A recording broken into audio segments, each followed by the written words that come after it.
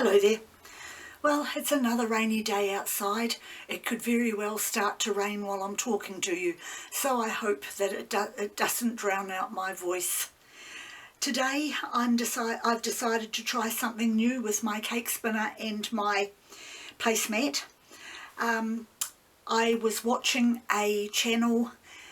The owner's name is It's Art by Donna M, and she uses a spinner which is electric, one of those ones you use for making clay pots and things, and she does some beautiful paintings on it.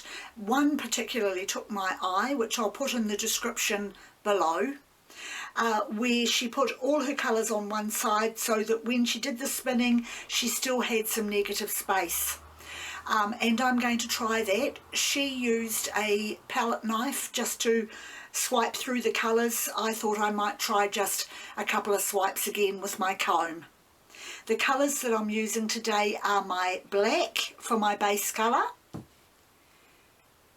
Extreme Sheen 24 karat gold, my mix of vermilion orange and gold, metallic gold, and yellow deep, and these last two colours have got 1 drop each of silicone in them.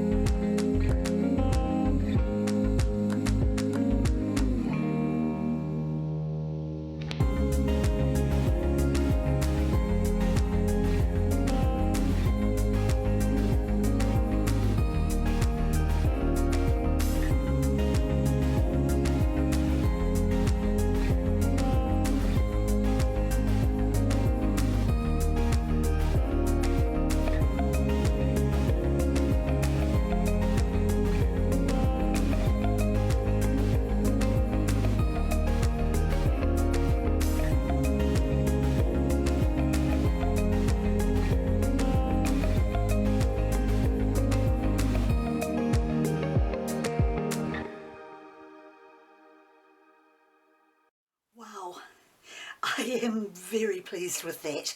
It's pretty much what I was after.